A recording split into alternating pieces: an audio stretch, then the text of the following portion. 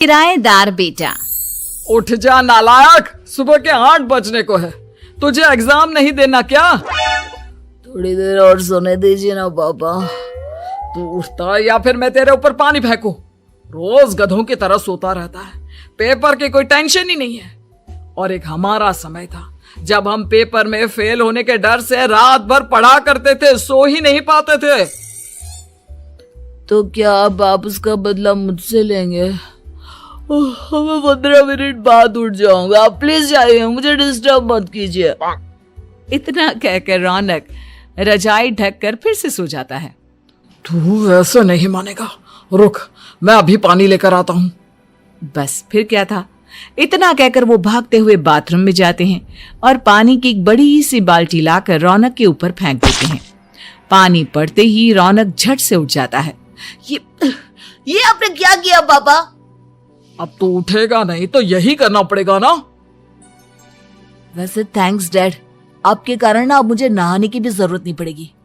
चलिए अब आप माँ से बोलकर मेरे कपड़े निकलवा दीजिए, तब तक मैं ब्रश कर लेता हूँ। वैसे कल ना आप एक काम और करना, नहलाने के साथ साथ मुझे ब्रश भी करवा देना। ये ब्रश करने में ना मुझे बहुत आलस आता है। रौनक की बातों से अरविंद का मुंह खुला का खुला रह जाता है। वो अपनी पत्नी कमला के पास जाता है और रौनक की हरकतों के बारे में बताता है, जिसे सुन उसकी पत्नी हंसने लगती है। तुम अपने बेटे को समझाने के बजाय हंस रही हो। रौनक बच्चा है, धीरे धीरे सुधर जाएगा, आप क्यों उसके पीछे पड़े रहते हो? अभी नहीं सुधरेगा तो कब सुधरेगा? 10वीं क्लास में है रौनक, वो अब कोई बच्चा नहीं रहा। अरविंद की इतना बोलते ही वहां रौनक भी आ जाता है। क्या डैड, मैंने आपको एक काम दिया था, वो भी नहीं हुआ आपसे। अरे क्या हुआ बेटा? माँ, मैंने डैड से बोला था कि वो आपको बोलकर मेरे स्कूल की यूनिफॉर्म निकाल दे, लेकिन मेरे पीछे पड़ने के अलावा इनसे एक काम ढंग से नहीं होता। देख रही हो कमला, देख रही हो अपने लाडले को? अरे आप चुप रहिए जी। चलो बेटा, मैं तुम्हें कपड़े निकाल कर दे देती हूँ। बस ऐसे ही साल पर साल बीतते जाते हैं, लेकिन रौनक के रवैये में कोई बदलाव नहीं आता। वो पहले से भी ज्यादा आलसी और पूरी तरह अपने माता पिता पर निर्भर हो जाता है। 2 साल बाद पता नहीं कहाँ गायब रहता है पूरे दिन, अब तक तो आ जाना चाहिए था। अरे आप इतनी फिक्र क्यों कर रहे हैं उसकी? दोस्तों के साथ खेल रहा होगा, आ जाएगा अभी।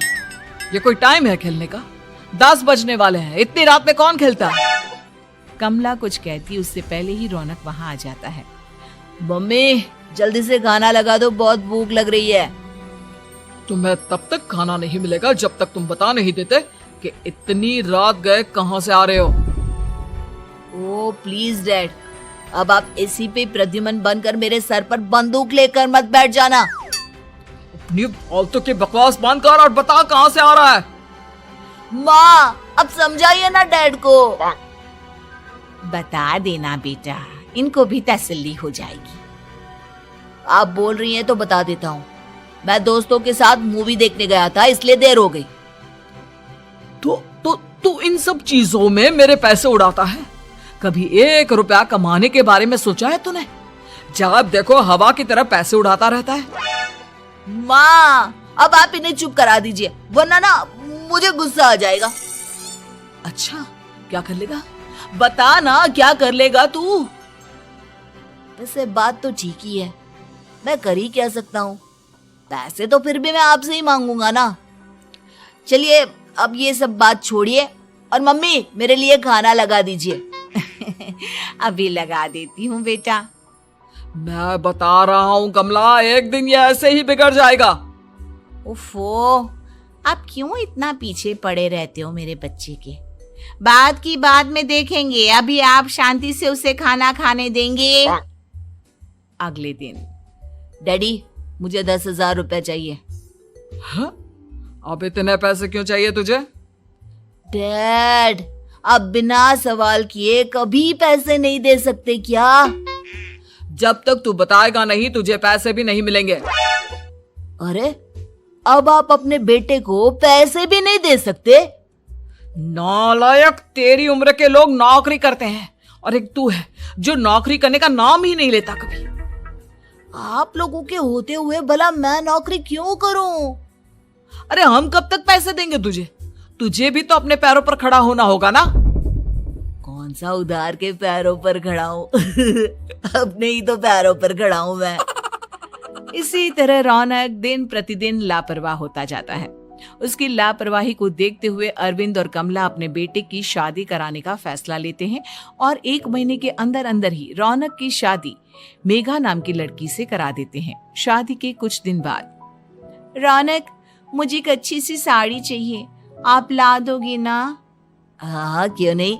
कितने तक की आती है साड़ी? यही करीब 5,000 तक की।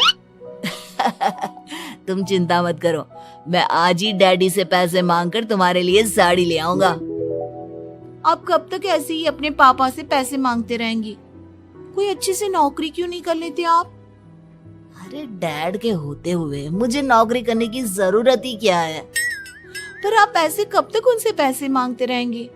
कुछ आपको अपने दम पर भी तो करना होगा ना। अब तुम भी बाकी लोगों की तरह मुझे ज्ञान देना शुरू मत कर देना। साड़ी चाहिए ना तुम्हें, मिल जाएगी बस। इतना कहकर रौनक अपने पिता से पैसे मांगने चला जाता है। डैडी, मुझे 5,000 रुपया चाहिए। अब 5,000 क्यों चाहिए तुझे? वो मेघा को साड़ी चाहिए थी।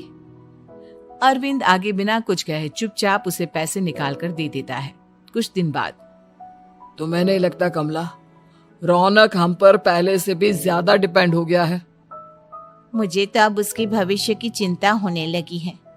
कल को हमें कुछ हो गया तो वो क्या करेगा? काश तुमने पहले ये सोच लिया होता तो आज हमारा बेटा इतना लापरवाह नहीं होता। तब मुझे कहाँ पता था कि मेरा लाड प्यार उसे इतना बिगाड़ देगा कि वो इस हद तक लापरवाह बन जाएगा। कोई बात नहीं, अभी भी देर नहीं हुई। मुझे पता है उसे कैसे सुधारा जा सकता है। कैसे? अरविंद कुछ कहता उससे पहले रौनक वहां आ जाता है और पैसों के लिए हाथ फैलाने लगता है। डैड, मैं और मेघा बाहर घूमने जाना चाहते हैं। अरे वाह, ये आज सूरज कहाँ से निकला है? Dad please. अच्छा चलो अब मुद्दे की बात करो। मुझे अब 25,000 चाहिए। अब तुम्हें 1 रुपया भी नहीं मिलने वाला। अगर तुम्हें पैसों की इतनी ही जरूरत है तो कोई ढंग की नौकरी कर लो। मम्मी, आप कुछ कहिए ना डैड को। बेटा, वो गलत क्या बोल रहे हैं? ये सब हम तेरे भले के लिए ही तो कर रहे हैं। मम्मा, मैंने बताया ना आपको, मुझे नहीं करनी कोई जॉब वॉब। तो ठीक है, निकल जाओ हमारे घर से। तुम्हारे जैसे लोगों के लिए मैंने ये घर खड़ा नहीं किया है। जितना ये घर आपका है ना, उतना ही मेरा भी है। मैं कहीं नहीं जाने वाला। जाना तो पड़ेगा ही तुझे, क्योंकि अब मैं तेरा कोई भी खर्चा नहीं उठाने वाला। ठीक है, मत उठाइए मेरा खर्चा, मैं अपने दम पर भी जी सकता हूँ।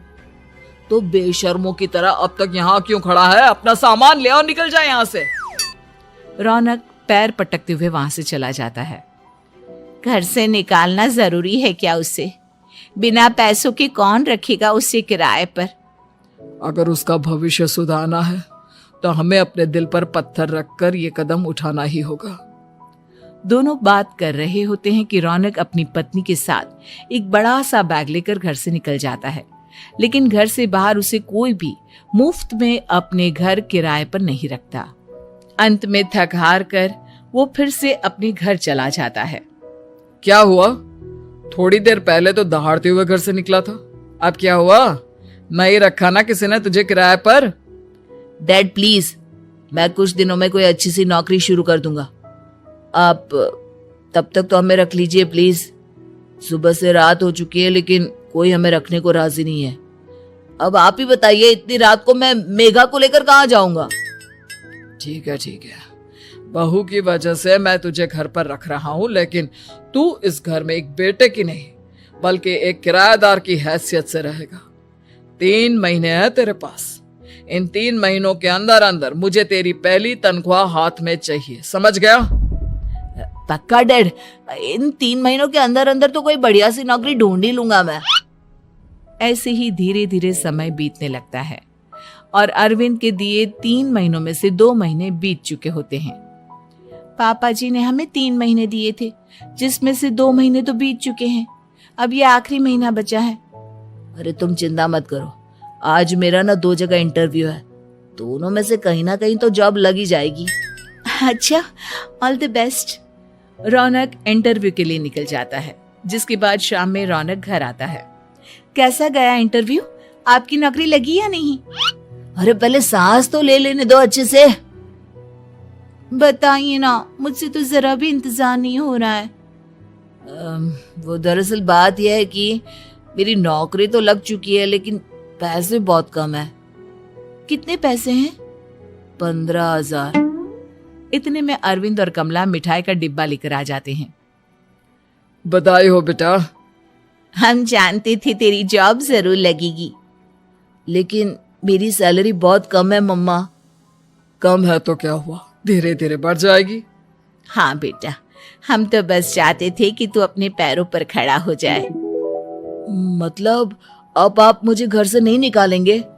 नहीं, ये सब हमने तुझे जिम्मेदार इंसान बनाने के लिए किया था।